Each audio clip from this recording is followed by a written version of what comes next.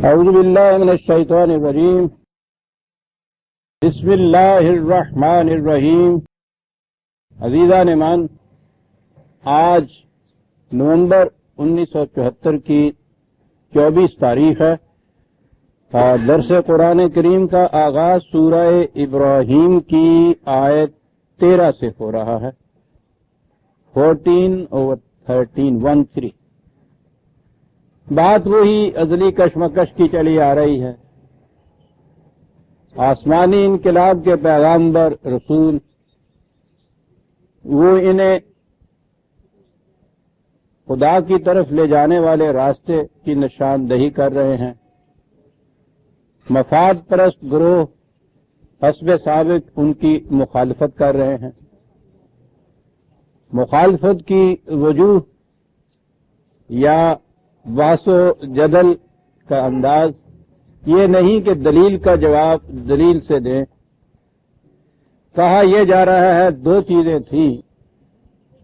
ایک تو کہا یہ رسول سے کہا یہ کہ تم تو ہمارے جیسے ایک انسان ہو، وہی عوام پرستی کا تصور کہ خدا کی بات کرنے والے کو انسانوں سے کچھ اونچا فوق البشر ہونا چاہیے اور کچھ فوق الفطرت باتیں اس سے سرزد ہونی چاہیے۔ وہ عقل و فکر کی دعوت دیتا ہے اور یہ مطالبہ وہ ہے جہاں عقل و فکر کے چراغ گل کر دیے جاتے، یعنی پہلی کنٹروورسی یا تضاد جسے آپ کہتے ہیں، آپ دیکھتے ہیں کہ وہ تضاد کیا ہے، وہی جو دین اور مذہب کا تضاد ہے کہ دین کی دعوت علی وجہ البصیرت ہوتی ہے، ریشنل ہوتی ہے، ریزن اور آرگومنٹ کی بیسس پہ ہوتی ہے، اور مذہب پرست طبقہ عقل اور فکر کے پیچھے لٹ لیے پھرتا ہے اور اس کے لیے دلیل کی بجائے یہ چیز کہ کچھ فوق الفطرت شوق دے تم سے سرزد ہونے چاہیے، پھر ہم تمہاری بات کو سننے کو تیار ہوں گے، پہلی چیز۔ اور اس کا جواب یہ کہ یہ صحیح ہے کہ ان نحن الا بشر مثلکم، ہم تمہارے جیسے انسان ہیں، بات جو میں کہہ رہا ہوں اس پہ غور کرو، سچے ہو تو ہاتھو برہانکم، اس کی تردید میں کوئی دلیل پیش کرو تو میں اس کا جواب دوں۔ اور دوسری چیز وہی کہ ہم اس لیے اسے ماننے اور سننے تک کے لیے تیار نہیں کہ یہ ہمارے اسلاف کے مسلک کے خلاف جاتی۔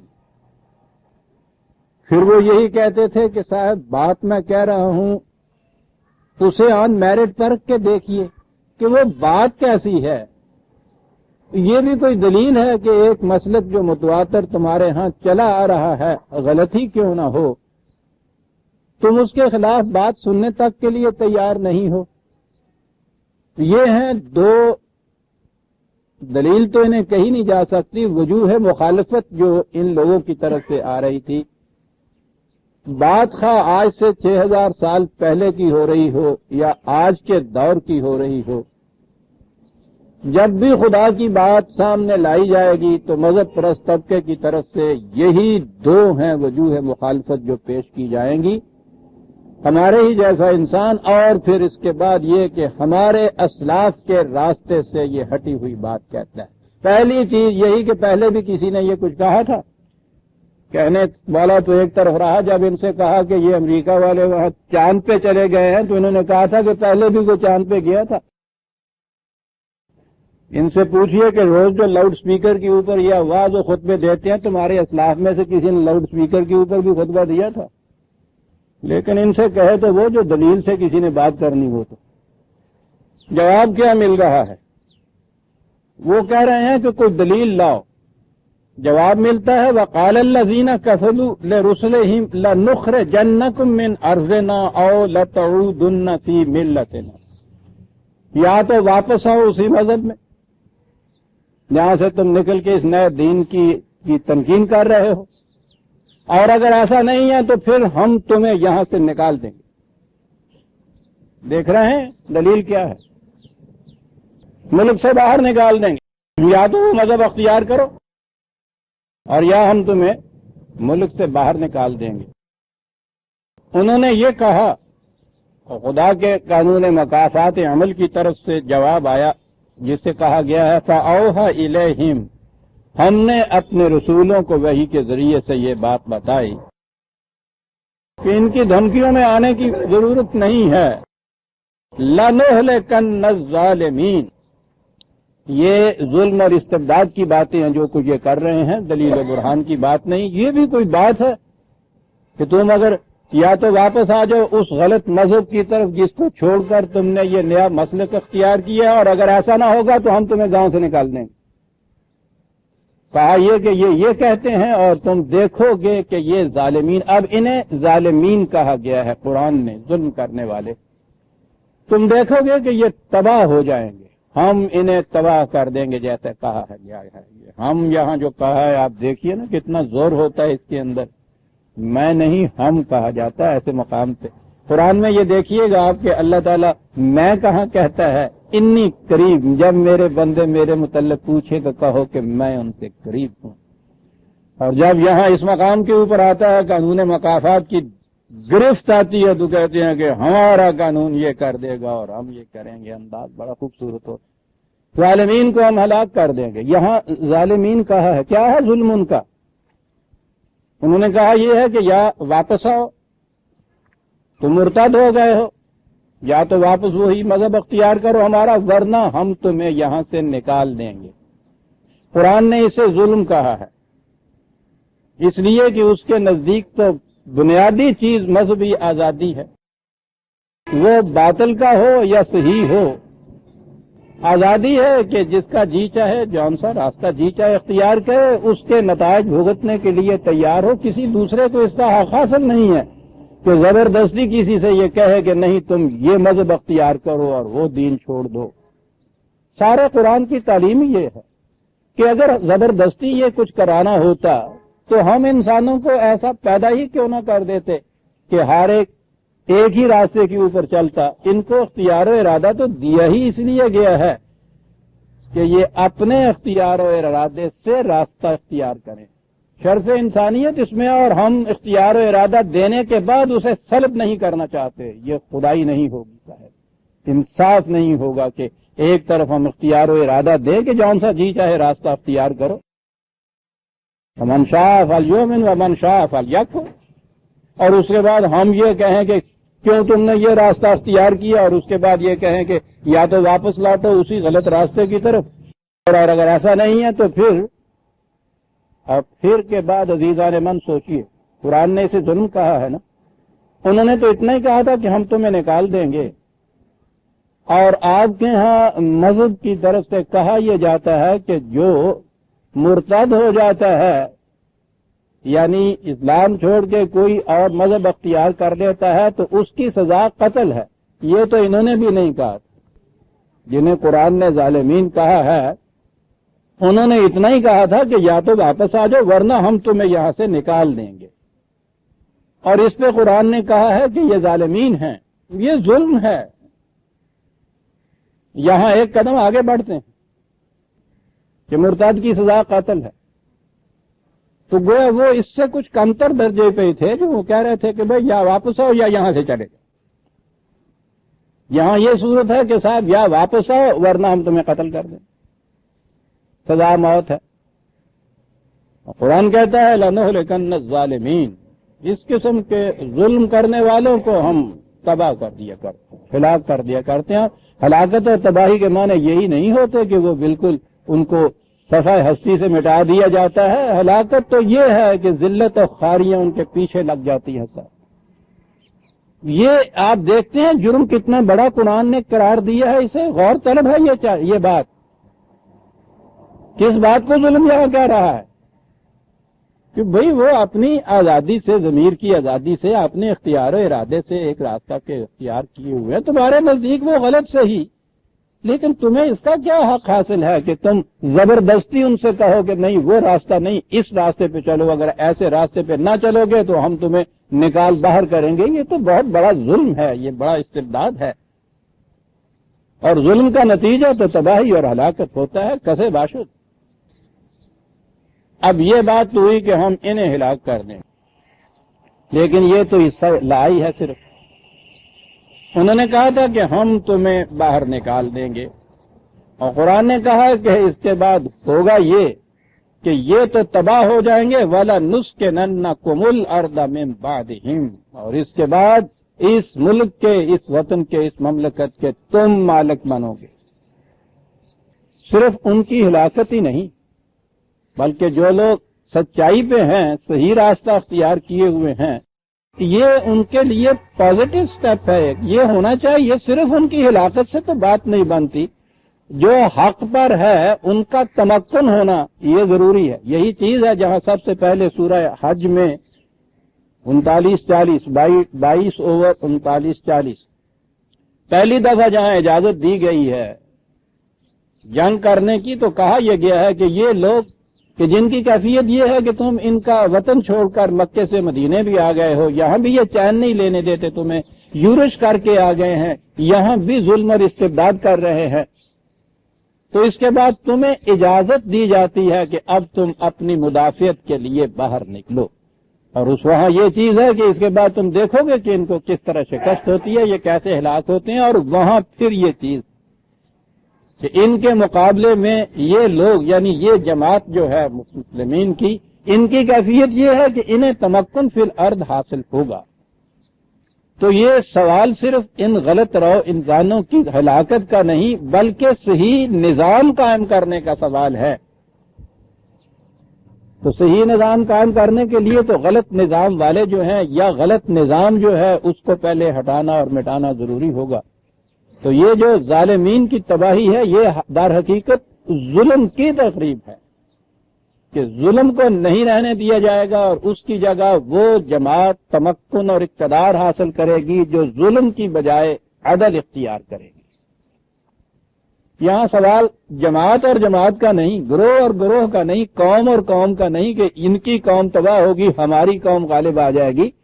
سوال یہ ہے کہ ظلم جو ہے وہ مٹے گا، لیکن ظلم تو انسانوں کے ہاتھوں سے ہوتا ہے نا، تو ان انسانوں کے ہاتھوں سے یہ اقتدار چھین لیا جائے گا جس کی بنا پہ یہ ظلم کرتے ہیں، اور یہ اقتدار ان کے ہاتھوں میں آئے گا کہ جو عدل کریں گے۔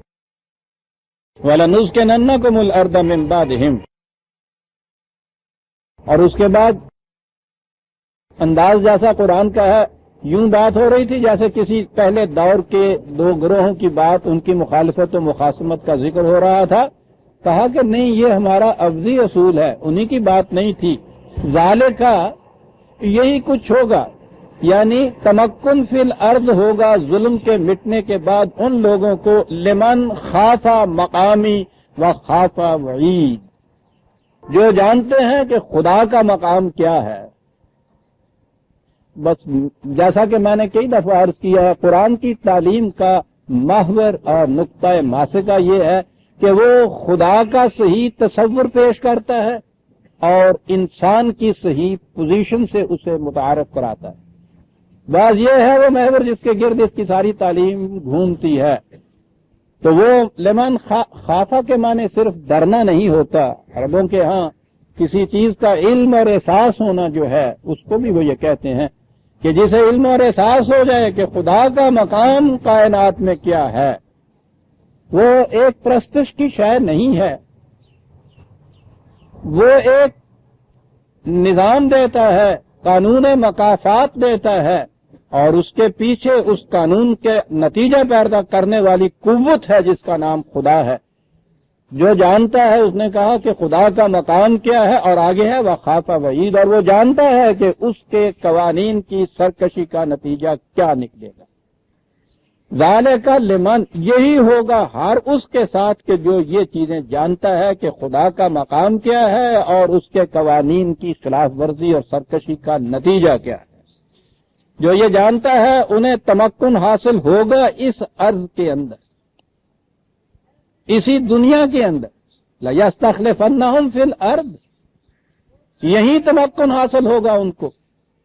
جب ظلم اور استبداد کرنے والوں کا نتیجہ جو ہے تباہی اور بربادی، وہ یہاں اسی کرۂ ارض پہ ہوگا، تو اس کے مقابلے میں نظام عدل و مساوات قائم کرنے والوں کا اقتدار بھی تو اسی دنیا کے اندر ہوگا نا۔ یہ کیا مانے کہ یہاں ان کی تباہی تو یہاں ہو اور ان کا اقتدار جسے جنت کہتے ہیں وہ آخرت میں جا کے ہو، تو درمیان میں یہاں خلا پیدا ہو جائے پھر یعنی پھر ہو کیا مثبت کیا چیز ہو پھر یہاں وہ تو ہلاک ہو گئے تو ہلاکت کے بعد بس مقصد حاصل ہو گیا خدا کا یا اس نظام کا وہ لا کا حصہ تو ان کو درمیان سے ہٹانا ہوتا ہے وہ ہٹانے کے بعد خلا تو نہیں رہ سکتا یہاں وہ خلا کسی نے پر کرنا ہے اگر یہ جماعت اس خلا کو پر نہ کرے گی تو وہ ظالم کی جگہ کوئی دوسرا ظالم آ جائے گا اس لیے یہ ضروری ہے کہ ظلم و استبداد کا نظام اگر مٹتا ہے تو اس کی جگہ یہ عدل و مساوات کا نظام قائم ہو جائے ذالک لمن یہی ہوگا جو بھی جانتا ہے کہ خدا کا مقام کیا ہے اور اس کے قوانین کی سرکشی کا نتیجہ کیا ہے وہی کسی کو کہتے ہیں وَاسْتَفْتَحُوا کیا بات انہیں سمجھایا گیا لیکن وہ اس مقام پہ پہنچے جہاں انہوں نے کہا کہ نہیں صاحب فیصلہ کن حقیقت کو سامنے لے آئیے فیصلہ ہو جانا چاہیے قرآن نے کہا ہے کہ فیصلہ ہو گیا فیصلہ کیا تھا وَخَابَ كُلُّ جَبَّارٍ عَنِيدٍ کیا الفاظ ہیں یہ ایک لفظ تو آیا جبار ان لوگوں کے متعلق جو اس طرح سے جبر کرنے والے تھے یہ جبر کے معنی ہوتا ہے شکنجے میں کس دینا جکڑ دینا سب سے بڑا شکنجہ تو یہ ہے کہ آپ کو فکری آزادی نہ دی جائے آپ کے ذہن کے اوپر فولادی ٹوپیاں ایسی ڈال دی جائیں کہیں تقلید کی کہیں استبداد کی کہیں عقل و فکر کی شمع گل کرنے سے کہ وہ کس دی جائے شکنجے میں تمہارا ذہن تمہاری فکر تمہاری ضمیر وہ آزاد ہی نہ ہونے پائے عنید جو ہے سرکشی برتنے والا قوانین خداوندی سے یہاں ایک بات سامنے آگی جبار تو کہا گیا ہے یہاں خدا کی بھی تو ایک صفت الجبار ہے الجبار المتکبر یہاں ان کو کہا گیا ہے جبار اور یہیں سے ایک بڑی اہم بات سامنے آتی ہے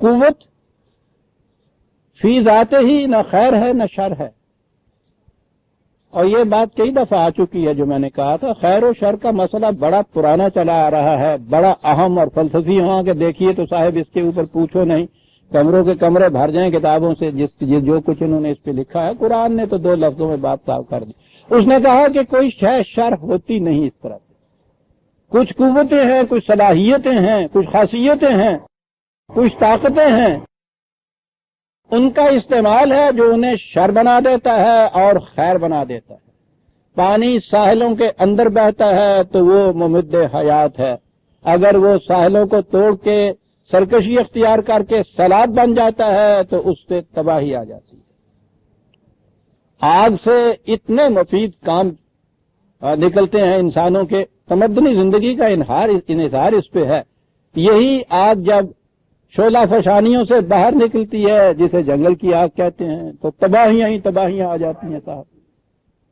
یہ ان چیزوں کا استعمال ہے اب یہ دیکھیے کہ عربوں کے ہاں یہ استعمال دونوں استعمال کیسے ہوتے یہ جو ہڈی ٹوٹتی ہے تو اب تو یہ پلاسٹر نکل آیا ہے اس پہ پلاسٹر لگا دیتے ہیں بات وہی ہے اس سے ذرا پہلے وہ 2-3 لکڑیاں لے کے نیچے اور اوپر رکھ کے باندھا کرتے تھے نا پٹیاں سپلنٹر سے ٹوٹی ہوئی ہڈیوں کو اس طرح سے سختی سے باندھنا جو ہے شکنجا جسے آپ کہہ دیں گے کہ وہ ہلے نہیں اسے وہ کہا کرتے تھے جبر ایسا کرنے والے جو تھے ان کے ہاں جبار کہلاتے تھے جراح ہوتے تھے جبار کہلاتے تھے ٹوٹی ہوئی ہڈیوں کا یہ بھی ایک تو مرہم ہے نا وہ ٹوٹی ہوئی ہڈی کا علاج نہیں ہوتا ضرب خفیف سی اگر ہو تو وہ مرہم ہوتی ہے وہ تو رؤوف و رحیم ہوتا ہے خدا اس وقت لیکن جب ہڈی ٹوٹ جاتی ہے تو اس کا علاج یہ بھی ہے کہ اس کو اس طرح کی سخت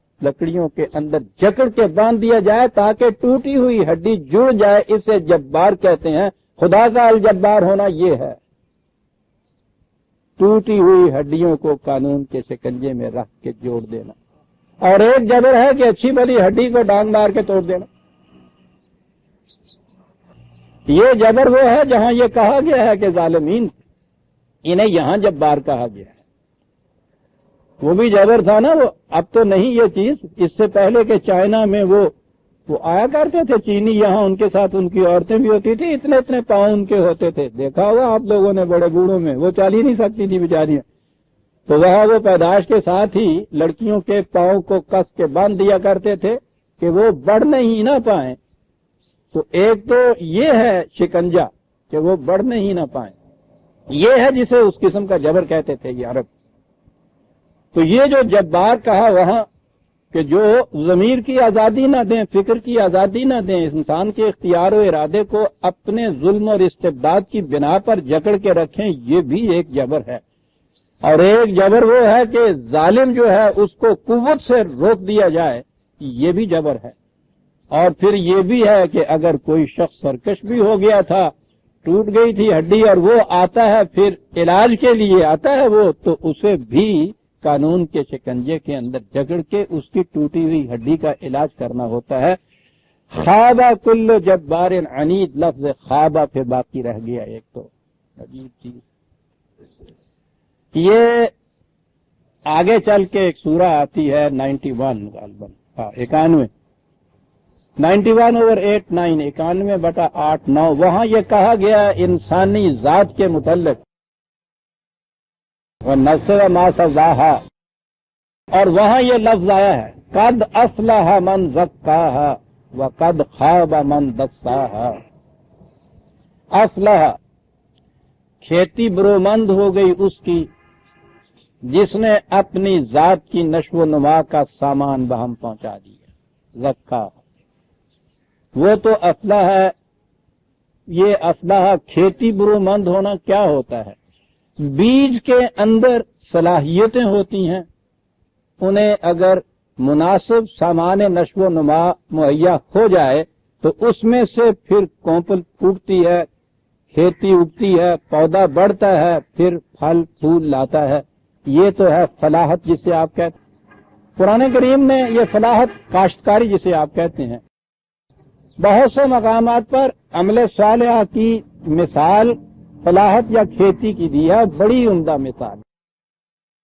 عمل کے بیج کے اندر یہ صلاحیت یا ایمان کے اندر یہ صلاحیت ہوتی ہے کہ اگر اس کو اعمال صالحہ کی تقویت دی جائے تو اس کا نتیجہ ایک شجرہ طیب بنتا ہے۔ یہ افلاح کہلائے گا من زکاہا، جس نے کہ اس کو ترتیب دیا۔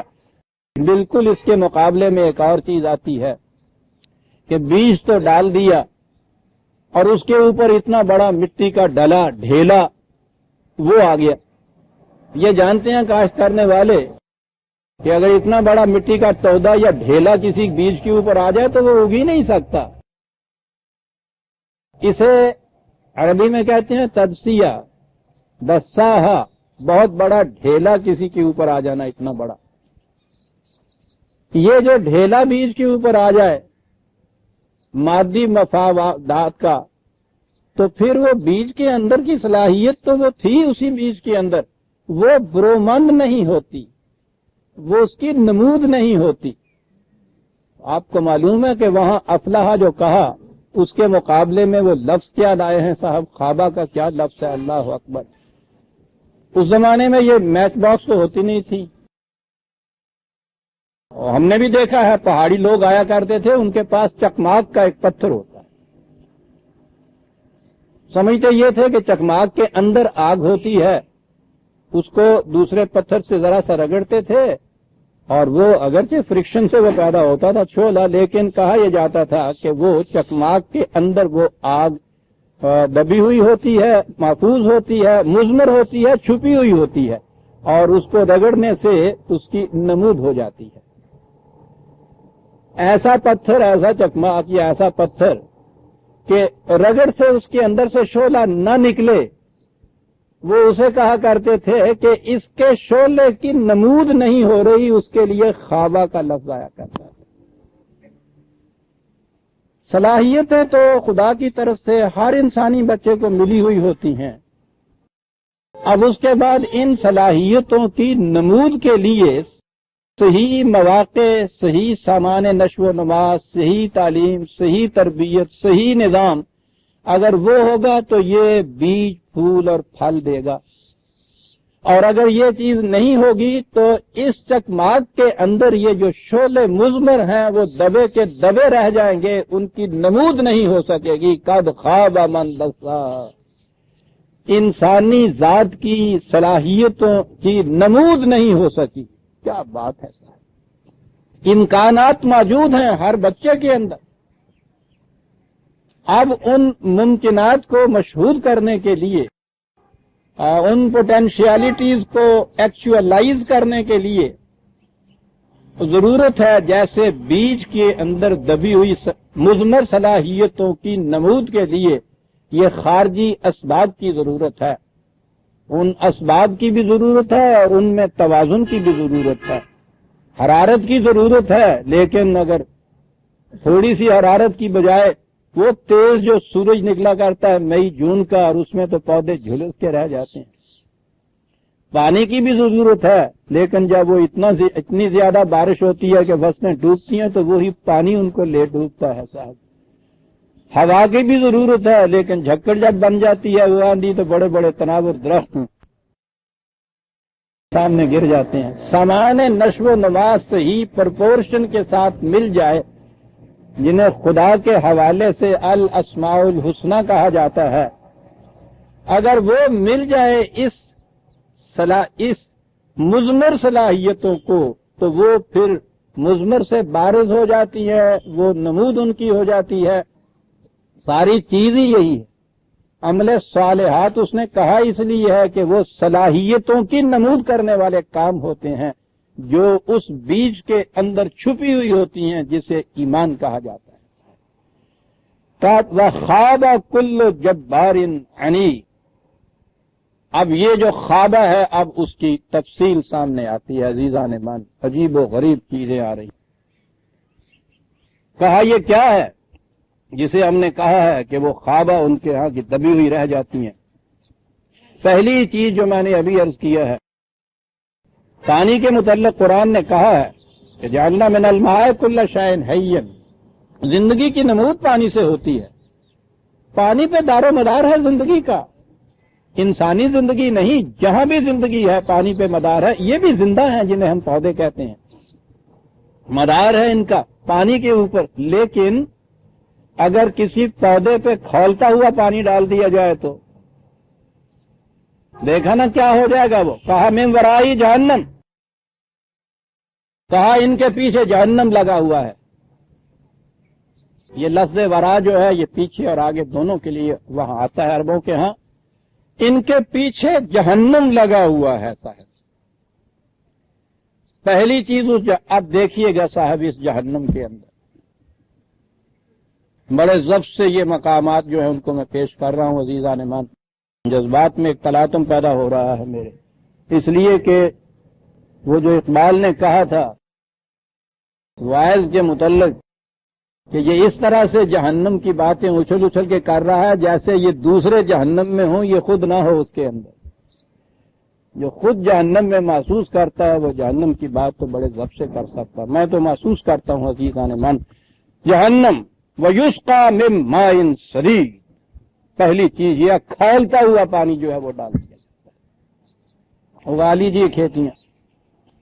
پھر يَتَجَرَّعُهُ وَلَا يَكَادُ يُسِيغُهُ، جو کچھ ان کو وہی پانی جو ممد حیات تھا پینے کے لیے دیا جاتا ہے، تو کیفیت یہ ہوتی ہے کہ یہ گھونٹ تو اس کا بھر لیتا ہے، نگلنا قیامت ہو جاتا ہے اس کا۔ یہ دوسری جگہ قرآن نے اسی کو جہنم کے پانی کو ماء حمیم بھی کہا ہے، وہی کھولتا ہوا پانی۔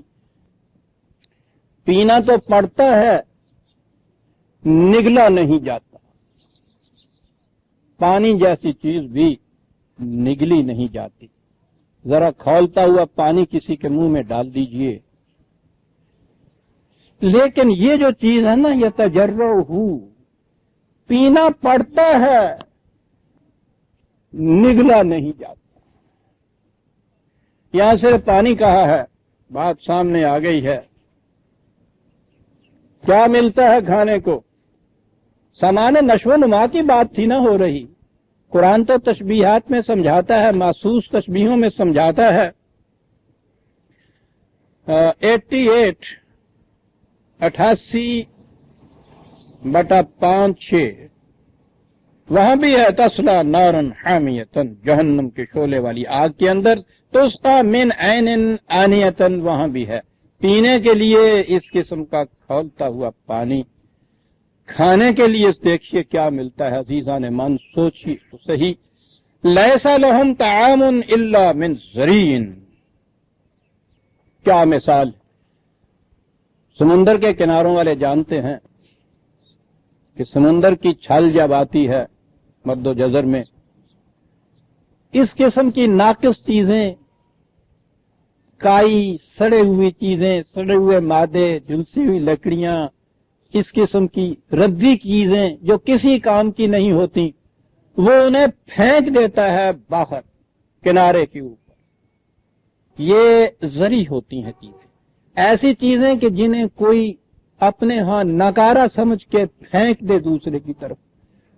वो कहता है कि जहन्नम वो है कि जिस निजाम के अंदर मोहताज होती है वो कौम खाने पीने के लिए, और दूसरी कौमें अपने यहां की ये ऐसी नाकारा चीजें जो वहां बेकार होती हैं, भीख के टुकड़ों की तरह उनकी झोली में डाल देती है, झोली में डाल देती है। भूख का सताया हुआ कि कौम लपक के उनको ले लेती है, चीखती है कि साहब इस गेहूं के अंदर तो नशो नुमा देने वाली चीज ही बाकी नहीं रही। पता नहीं कि ये हम आटा खा रहे हैं या हम हक जिसे हम कहते हैं वो हम खा रहे हैं। चीखो, ये तो खाना पड़ेगा। क्या चीज है जो वो मिलती है? ला युस्मिनु व ला युस्नी मिन जू, न तो उससे भूख की ही तस्कीन होती है, न ही वो जिस्म को फरमा करती है। पीना पड़ता है वो पानी के अगर वो किसी तरह से ढेल दिया जाए मुंह में तो निगले ना जाए।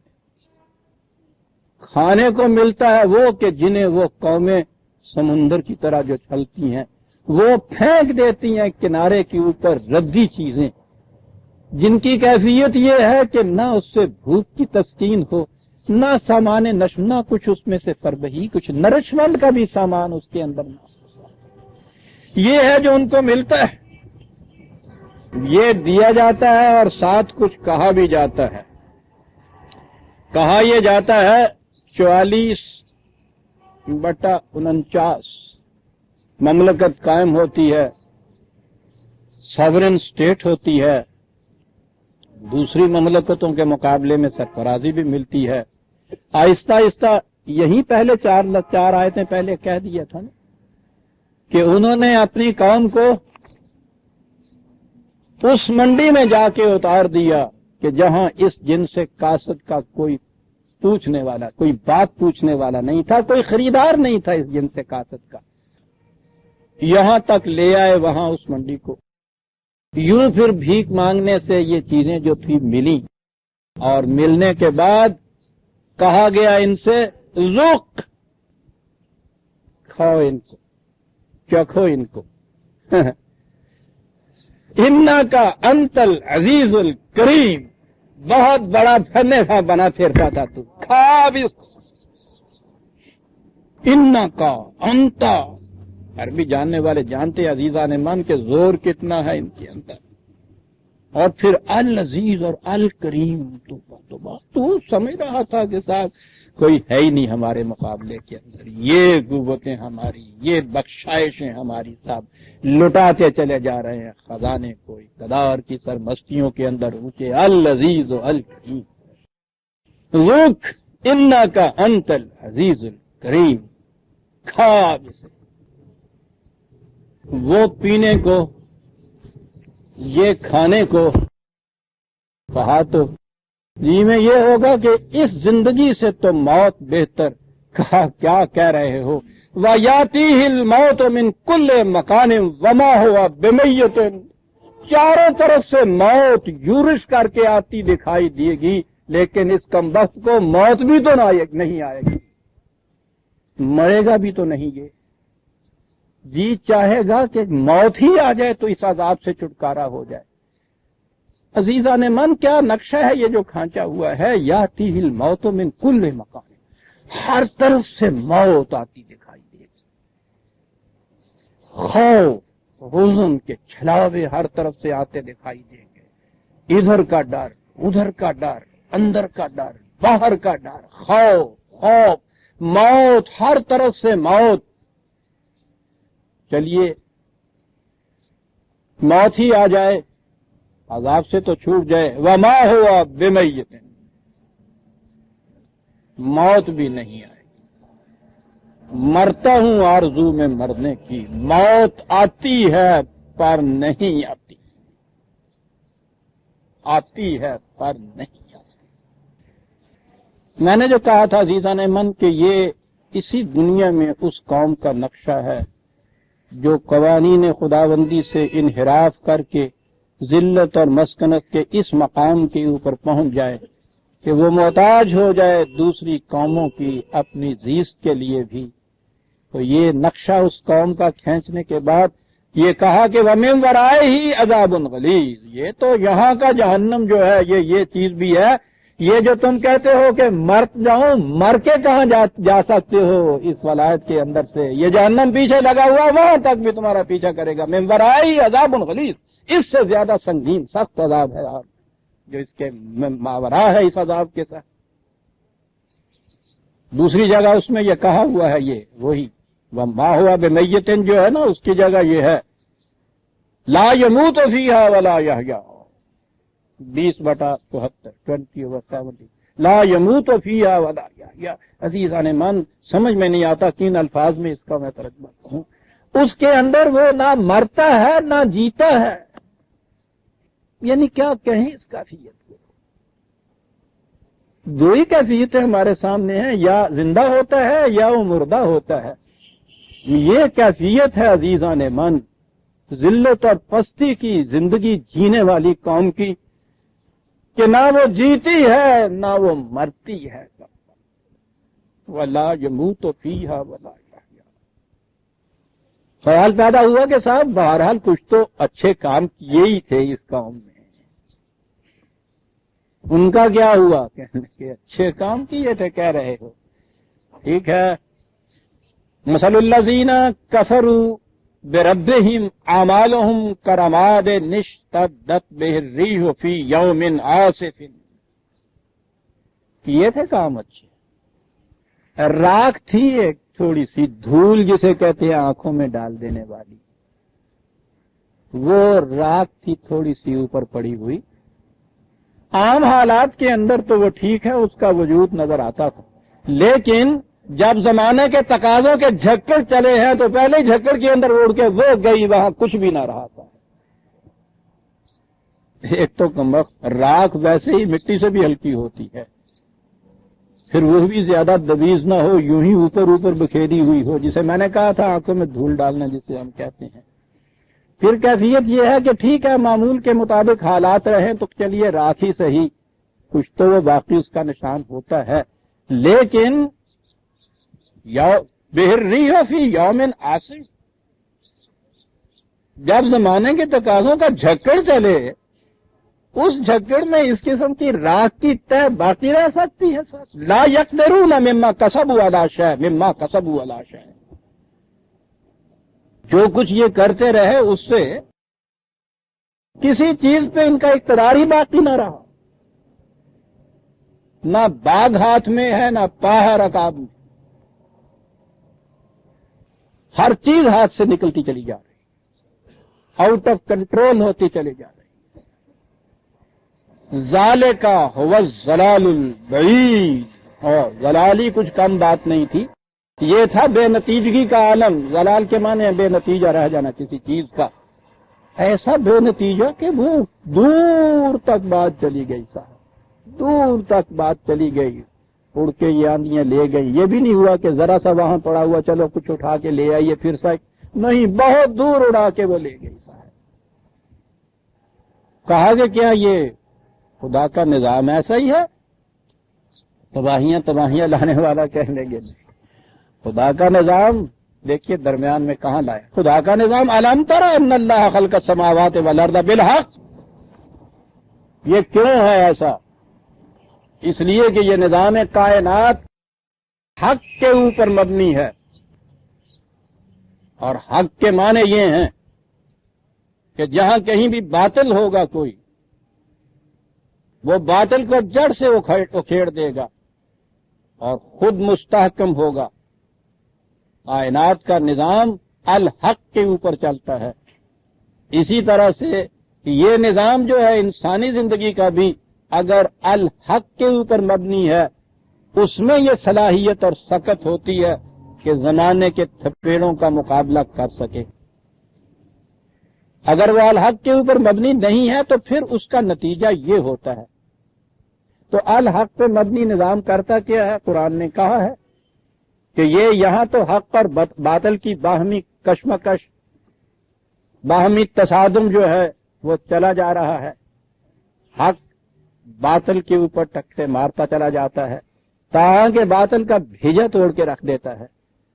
اس لیے جو قوم بھی الحق کا نظام چھوڑ کر باطل کے اوپر آئے گی تو اس کے بعد خدا کا قانون، وہ ابھی ہم نے پہلے دیکھا ہے، یہ قانون محو ثبات جسے کہا تھا، یہی 13/39 میں پچھلی ہی جو صورت گزری ہے، یمحو اللہ ما یشاء ویثبت. خدا کا قانون مشیت انہیں کہ جن میں رہنے کی صلاحیت نہیں ہوتی ہے ان کو محو کر دیتا ہے. وہ جو فٹس ثابت ہوتے ہیں زمانے کے تقاضوں کے مقابلے میں ان کو ثبات نصیب ہو جاتا ہے. فٹس وہی ثابت ہوتے ہیں کہ جن کے اعمال صالحہ ہوتے ہیں، انہیں تسویت ہوتی ہے، اثبات ہوتا ہے، وہ باقی رہتے ہیں، سروائیو کرتے ہیں، آگے بڑھتے ہیں. جن میں اس کی صلاحیت نہیں رہتی ہے یمحو اللہ، وہ خدا کے قانون کے مطابق مٹا دیے جاتے ہیں. بات دور نکل جائے گی، ورنہ میں یہ بتاتا کہ یہ ہمارا خود کرۂ ارض جن ارتقائی مراحل سے گزرا ہے، اس کے اوپر مختلف قسم کی انواع سپیشیز آئیں یکے بعد دیگرے. وہ نباتاتی دنیا کے اندر تھیں یا حیواناتی دنیا کے اندر تھیں، جن میں باقی رہنے کی صلاحیت تھی، آگے بڑھنے کی صلاحیت تھی، وہ باقی رہیں اور آگے بڑھیں. جنہوں نے یہ صلاحیت کھو دی وہ مٹ گئیں. ان کے بڑے بڑے ڈھانچے تو آپ نے سینما کی فلموں میں دیکھے ہوں گے، آج ان کا وجود تک باقی نہیں ہے اس کرۂ ارض کے اوپر. یہ ہے قانون محو ثبات، یہ ہے قانون الحق کا. قرآن نے کہا ہے کہ تم نے دیکھا نہیں ہے کہ کائنات کا نظام الحق پہ چل رہا ہے. نتیجہ اس کا ان یشاء یذہبکم ویأتی بخلق جدید. اس کے قانون مشیت کی روح سے اگر کسی قوم میں یہ صلاحیت نہیں رہتی ہے، وہ اس قوم کو ختم کر دیتا ہے، تباہ کر دیتا ہے، اور اس کی جگہ ایک نئی تخلیق آ جاتی ہے. تخلیق نئی قوم کے معنوں میں بھی آئے گا، اور کسی مقام پہ بھی یہی بھی ہے کہ اگر نو انسانی پوری کی پوری بھی ایسی ہو جائے کہ ان میں صلاحیت نہ رہے سروائیو کرنے کی، اس کی جگہ ایک دوسری نو آ سکتی ہے. لیکن یہاں قوموں کے استبدال اور استخلاف کی بات آ رہی ہے. Law of succession of nations یہاں ہو رہا ہے. اس کے لیے قرآن کریم نے دو ایک مقامات میں سامنے لاتا ہوں، کیا کہا ہے کہ قومیں کیسے بدل جاتی ہیں، ایک قوم کی جگہ دوسری قوم کیسے لے لیتی ہے.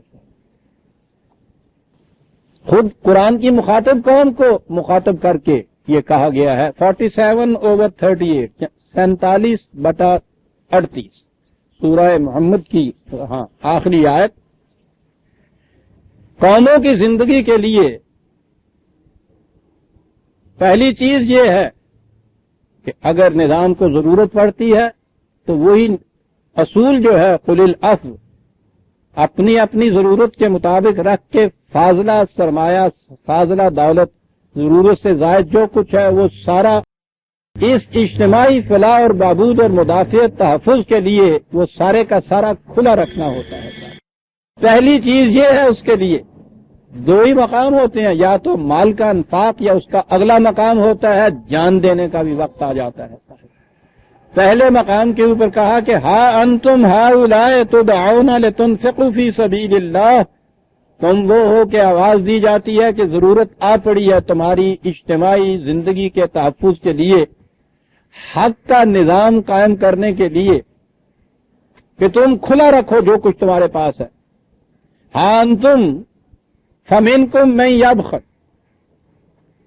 تو تم میں سے وہ لوگ ہو جاتے ہیں کہ جو یہ کہتے ہیں کہ نہیں اپنی ہی ذات کے لیے رکھا جائے، یہ سب کھلا نہ رکھا جائے، اس کو باندھ کے رکھا جائے. اس کو جب قوم میں یہ کیفیت پیدا ہو جائے کہ اجتماعی ضرورت کے اوپر اپنے ذاتی مفاد کو ترجیح دینے لگ جائے تو وہ کہا وَمَن يَبْخَلْ فَإِنَّمَا يَبْخَلُ عَن نَفْسِهِ. کیا بات ہے صاحب، یہ سمجھتا یہ ہے کہ میں نے ایسا کرنے سے اپنے آپ کو محفوظ کر لیا ہے، دوسروں کو میں نے محروم کیا ہے اس چیز سے. جانتا نہیں کم بخت کہ یہ کرنے سے اپنے آپ کو بھی محروم کر لیا اس نے. تو ابھی جائے گا ابھی جائے گا یہ جس سے سمجھ رہا ہے کہ میں نے اپنے لیے اس کو محفوظ کر لیا ہے. دوسروں سے بخل کیا کر رہا ہے؟ اپنی جان سے بخل کر رہا ہے، اپنے آپ سے بخل کر رہا ہے. یہ تو جائے گا اس کے ہاتھ سے. کیوں؟ واللہ الغنی وانتم الفقراء. یہ بات نہیں ہے کہ خدا مانگ رہا ہے، اس کے پاس معاذ اللہ کھانے کو کچھ نہیں رہا، دے دو اللہ واس دے گا. وہ سب اس کے لیے مانگتے ہیں صاحب. وہ کہتا وہ تو الغنی واقعہ ہوا ہے، بے نیاز واقعہ ہوا ہے، محتاج تو تم واقعہ ہوئے ہو. وَإِن تَتَوَلَّوْا، یاد رکھو اگر اس مقام پہ تم نے گریز کی راہیں اختیار کی، یہ نہ کیا کہ جو بھی اجتماعی ضرورت کے لیے سارے کا سارا دے دو اپنی ضرورت کے علاوہ جو کچھ بھی بچتا ہے، یہ نہ کیا تتولاؤ، گریز کی راہیں اختیار کی. گریز کی راہیں تو بڑی ہوتی ہیں، بڑی بڑی مقدس راہیں ہوتی ہیں.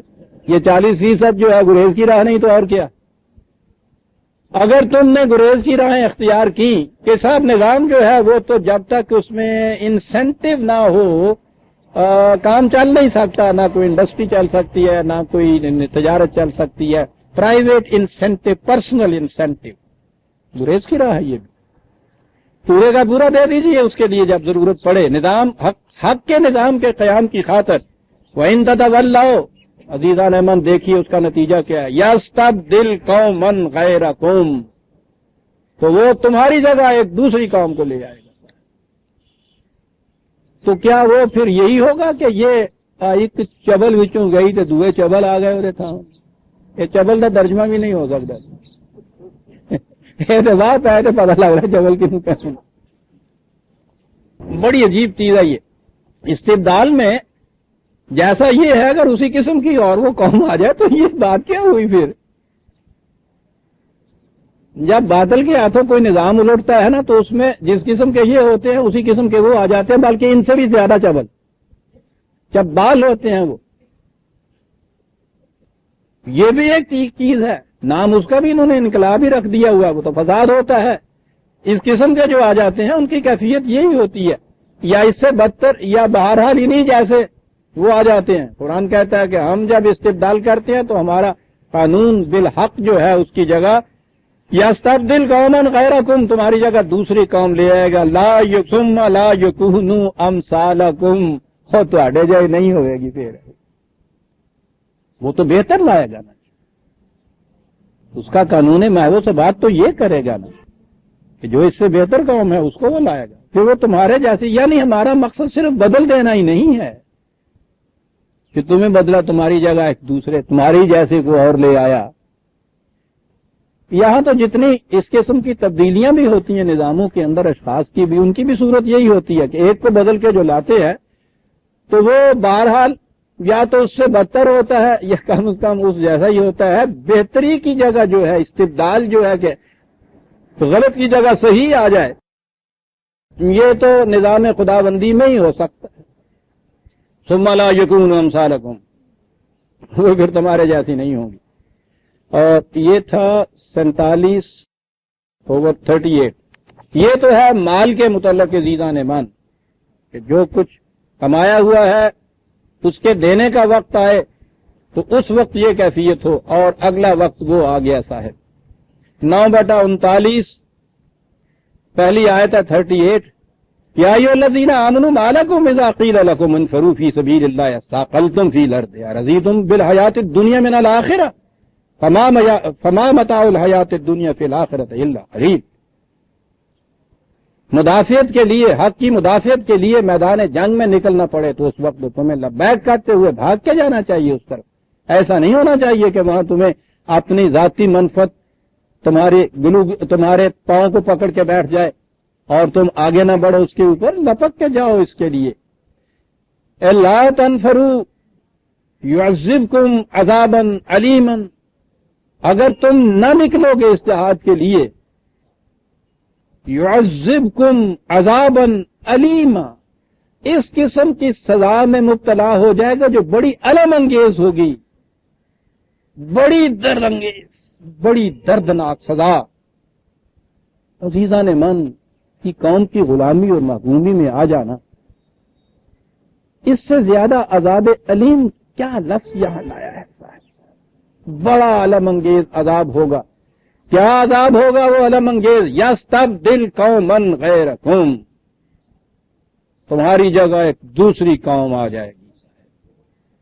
ولا تضروہ شیئا، خدا کا تم کچھ نہیں بگاڑ۔ یہ کیوں ہوگا؟ واللہ علی کل شیء قدیر، اس نے تو پیمانے مقرر کر رکھے ہوئے ہیں محو و ثبات کے۔ یہ دوسرا استبدال قومی کے متعلق۔ پہلا ہے انفاق کے مقابلے میں اپنی ذات کے لیے سب کچھ سمیٹ کے رکھتے چلے جانا۔ دوسرا ہے جب اس کے لیے جان دینے کا وقت آئے تو اس وقت گریز کی راہیں نکالنا اور اس وقت پیچھے ہٹ کے بیٹھ جانا، لبیک کر کے نہیں جانا۔ یہاں یہی چیز کہی تھی نا کہ یشاء یذہبکم ویأتی بخلق جدید، اس کا قانون یہ ہے کہ جو قوم بھی اس قسم کی روش اختیار کرتی ہے اسے مٹا دیا جاتا ہے، اس کی جگہ دوسری قوم آ جاتی ہے۔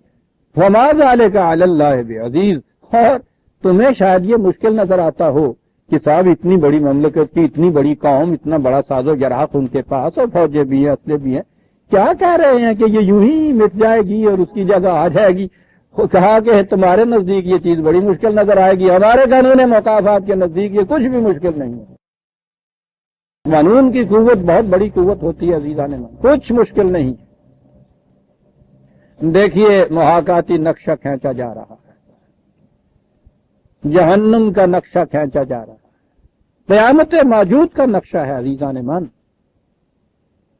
سخن سے نامہ اور میزاں دراز تا گفتی، ہزار حیف نہ بینی قیامت موجود ہے واعظ۔ حشر کے محاط، حشر دے دہاڑے والا، وہاں کی میزان، وہاں سے وہ نامہ اعمال، وہاں کے وہ سارا حساب کتاب کا، اس کی بڑی لمبی چوڑی باتیں تو کر رہا ہے۔ یہ قیامت موجود جس کے اندر تو کھڑا ہے، کبھی اس کے متعلق بھی تو کچھ کہہ۔ یہ قیامت موجود جہنم کی بات کر رہا ہے۔ آپ دیکھیے کہ کیفیت کیا ہو رہی ہے عزیزان من۔ قوموں کے اندر ایک تو عوام ہوتے ہیں، معصوم ہوتے ہیں، دوسرے ان کے ہاں کے یہ لیڈر ہوتے ہیں۔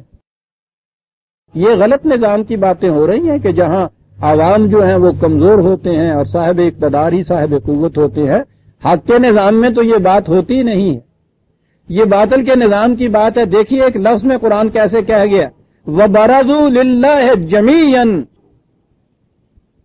کہا کہ جب یہ پھر تبدیلی آتی ہے اس قسم کی، وہ جہنم گھیرتا ہے ان کو، تو وہ جو اس سے پیشتر بڑے محفوظ مقامات میں اپنے آپ کو سمجھتے تھے نا، ان کو بھی نکھر اور ابھر کر بارز طریقے میں سامنے آ جانا پڑتا ہے۔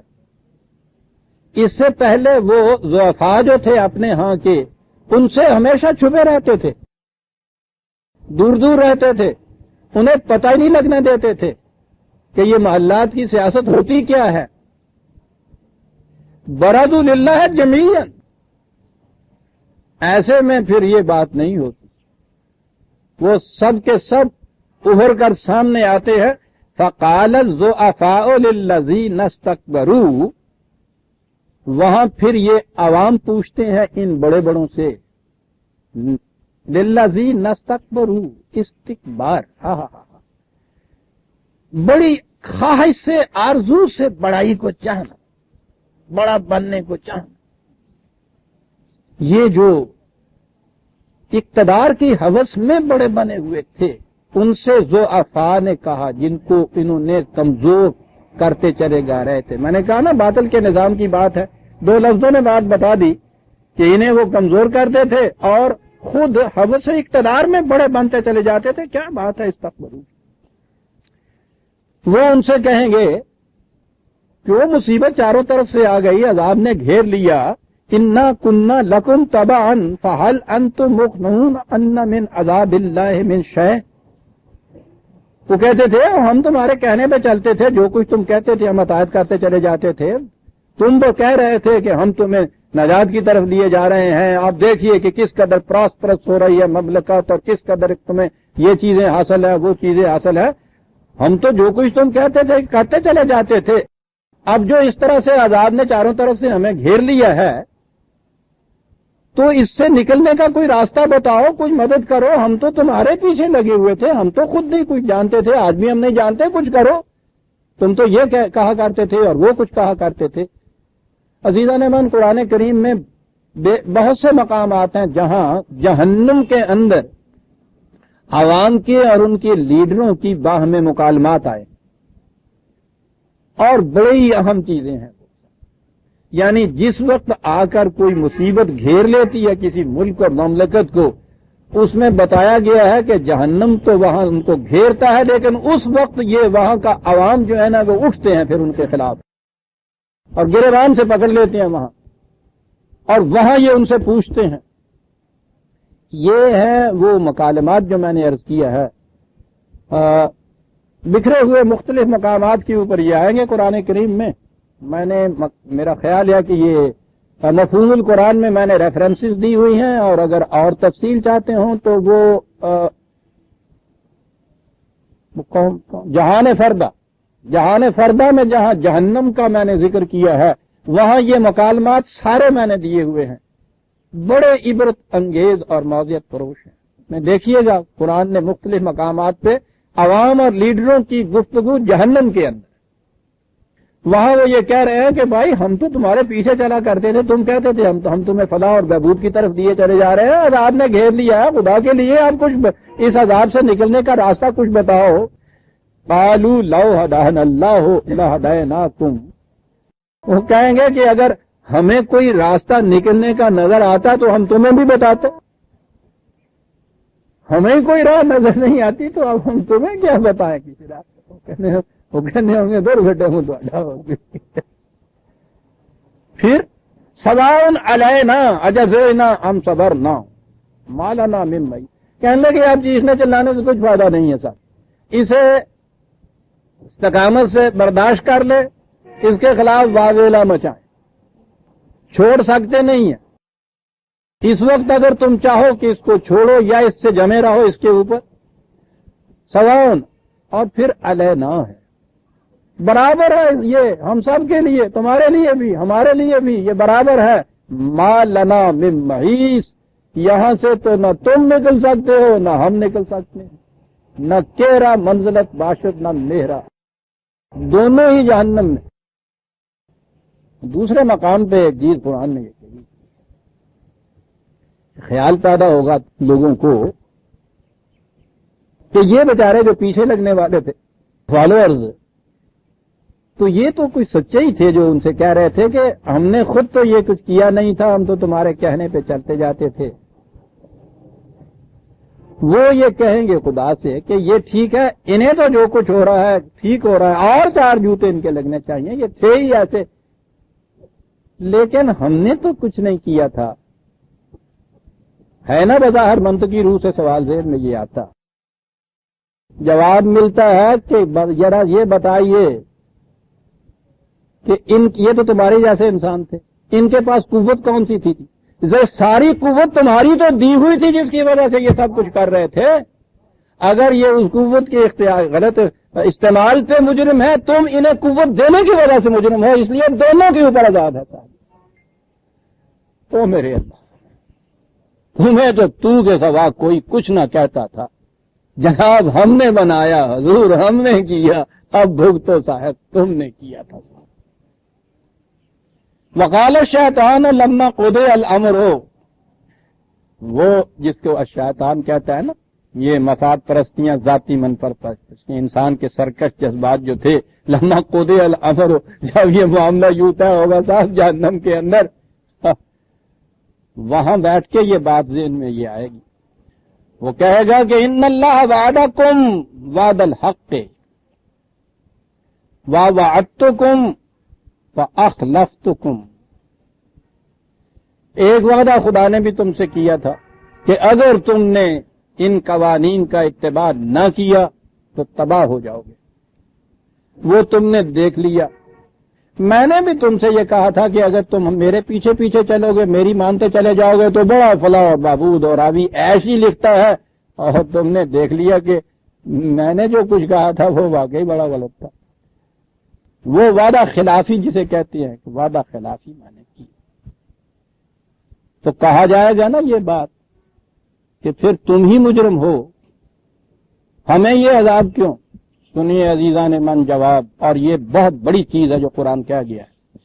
تمہید کے طور پر میں عرض کر دوں، کرسچینٹی نے، عیسائیت نے یہ کہا کہ ہر انسانی بچہ پیدائش کے اعتبار سے گناہگار پیدا ہوتا ہے، اپنے اولی ماں باپ کے گناہ کا بوجھ اپنی پیٹھ پہ لیے ہوئے آتا. یعنی اس کا اختیار کچھ نہیں تھا، بلا اختیار. پیدا ہونے پہ تو اس کا اختیار ہی نہیں، پیدا ہوا وہ بلا اختیار، اور جو پیدا ہوا ہے تو ساتھ وہ اس گناہ کی آلائش لیے ہوئے. بہت اچھا جی، پہلی چیز تو مجبور کی یا جبر کی ہو گئی. یہاں آنے کے بعد ہی کچھ مواقع اس کو ہوتے کہ اس آلائش کو دھو ڈالتا، کہنے کے نہیں، اب جو جی میں آئے یہ کر دے، وہ دھول ہی نہیں سکتی. یعنی جبر ہی جبر ہے. تو پھر کس طرح سے چھوٹے؟ یہاں سے تو مایوسیاں چھا جانی تھی نا. اب انہوں نے عقیدہ یہ کیا کہ صاحب پھر اس کے لیے بقول ان کے یہ چیز کہ جب اللہ میاں نے یہ دیکھا کہ صاحب یہ کیا ہوا، تو جو انسان آتا ہے اس کی کیفیت یہی کہ گناہوں کا بوجھ پیٹھ پہ لادے ہوئے، تو یہ ساری دنیا میں تو یہ گنہگار ہی آ گئے. تو وہ جو جنت بنا رکھی ہے میں نے، وہ کنوں کرائے تھے دے ہمیں. اندازہ لگائیے عزیزان من کہ یہ کیا مذاہب ہے. خود اس پہ کچھ پچھتاوا ہوا. تو ہم نے کہا کہ پچھتاوا ہوا تھا تو اس کے بعد ہی بند کر دے. سلسلہ یہ ہے کہ جنہ ہو گیا جو ہو گیا پیچھو نہیں ہو تو بھی تو رہی آؤں کی کیتا جائے. ہم سو سے ہوا بیٹھا ہوا، معاف رکھیے گا، میں ان کا عقیدہ بیان کر رہا ہوں ان کے الفاظ کے اندر. معاذ اللہ پتر نے پوچھا پیو نو بھی ابا جی تسی اج بڑے ہم سوچے جائے ہوئے ہوا کی ہے تمہوں؟ کہنے لگا بیٹا کی دساں میں جنہوں دھیان مارنا ہے انہاں ساریاں دے اوتے جنہاں نوں جم جم کے بھیجی تریا گیا ہے اے تے سارے ہی اس طرح دے ہے.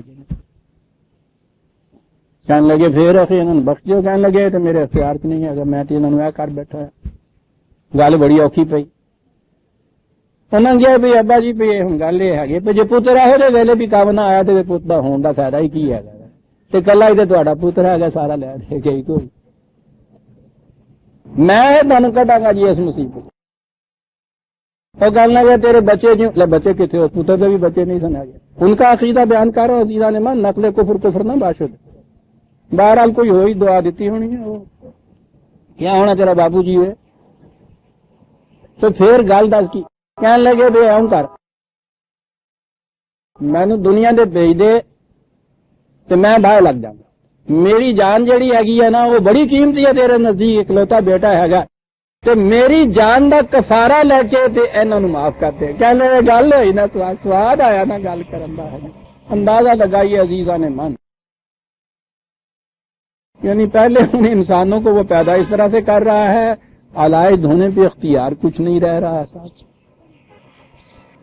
مٹا کے پھر جو بنانے پہ پھر نہیں قابو، وہ سر جھکائے کھڑے ہیں قریب مدفن. کریں کیا؟ وہ بیٹا بھیجا جا رہا ہے، اس کو صلیب دی جا رہی ہے، وہ کفارہ بن رہا ہے ان انسانوں کے گناہوں کا. مجبوری کی یہ کیفیت ہے، یعنی انسان کے اپنے بس کی کوئی بات نہ رہی صاحب.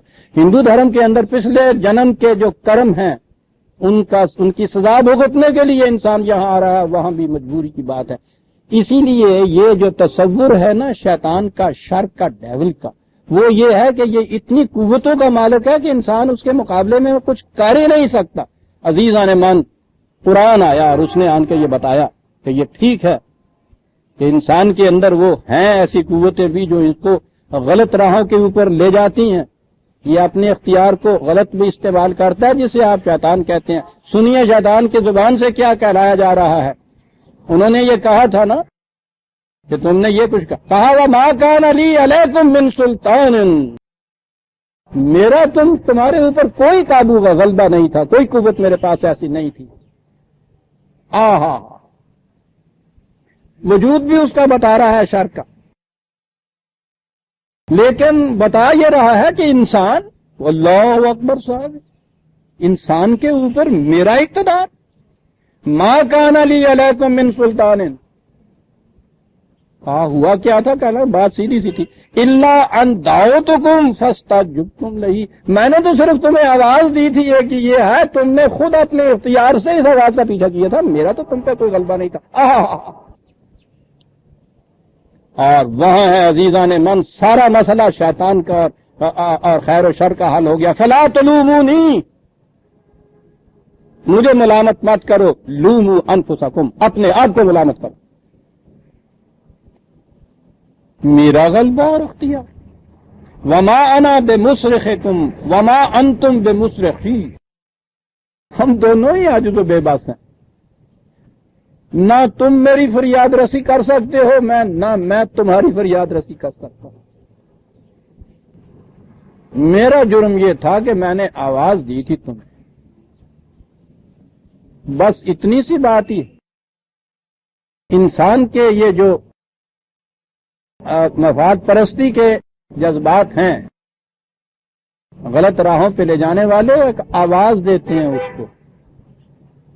انسان کے اختیار کی بات ہے کہ وہ اس آواز کے اوپر استجاب جسے کہا ہے اسے قبول کرے یا اس کو مسترد کر دے. اس لیے مجھے ملامت نہیں تم کر سکتے، اپنے آپ کو ملامت کرو. یہ جو کیفیت ہے اس کی، یہ فریب نفس ہے یا فریب انگیزی ہے کہ کار بد تو خود کرے، لعنت کرے شیطان پر. وہ کہتا ہے اپنے آپ پہ لعنت کرو. کیا بات قرآن کہہ گیا ایسا.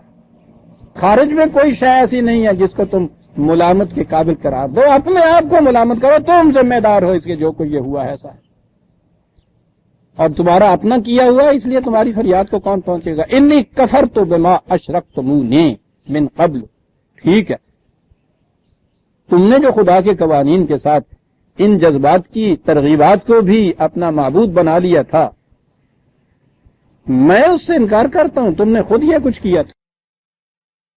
اب یہاں لائے ان الظالمین لہم عذاب علیم، یہ ہیں ظالم، یہ ہیں ظلم کرنے والے، اپنی ذات سے، اپنے آپ پر ظلم کرنے والے، یہ ہیں جو عذاب علیم کے اندر گرفتار، دردناک الم انگیز عذاب کے اندر گرفتار ہوتے ہیں. قرآن کا اعجاز. اتنا کچھ کہنے کے بعد آپ نے دیکھا طبیعتوں کے اوپر ایک ڈپریشن سا طاری ہو گیا، انقباض سا طاری ہو گیا. یہ تو درخشندہ امیدوں کا شہزادہ ہے قرآن. جہاں آپ دیکھتے ہیں کرائسس آیا ہے نا اس وقت، آپ محسوس کر رہے ہیں نا کہ اس وقت کیفیت کیا ہے.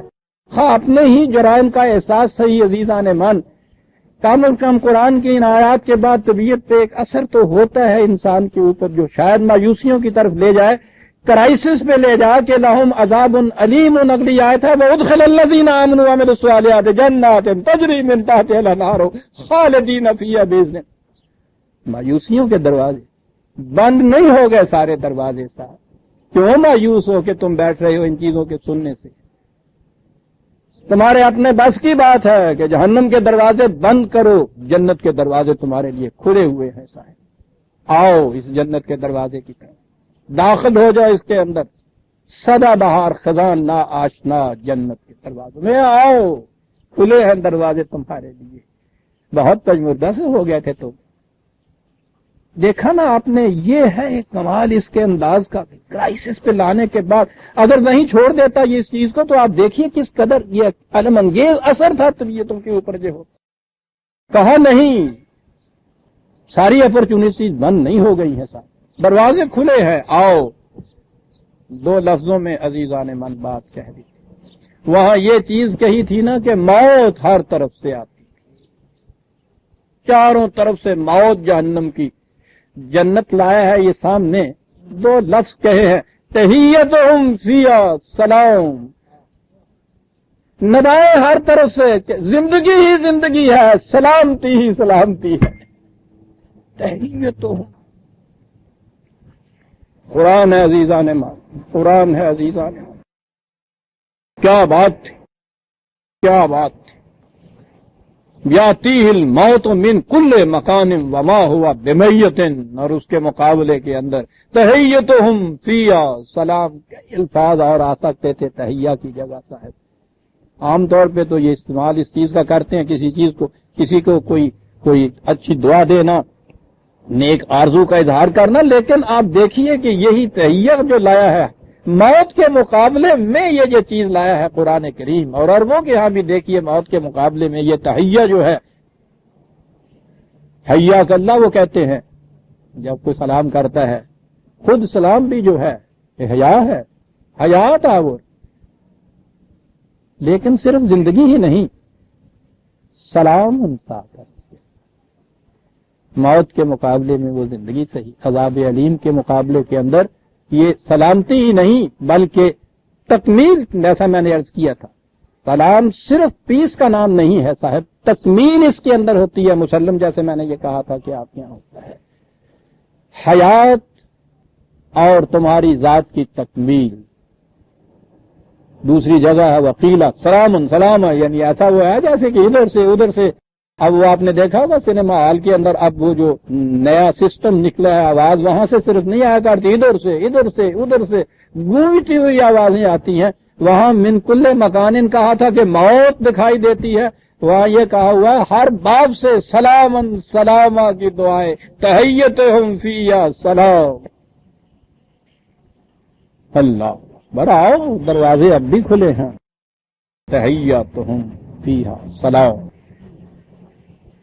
دونوں قسم کی زندگیوں کا نقشہ سامنے آ گیا. یہ زندگیاں دونوں، ان کے بیج کیا ہیں ان زندگیوں؟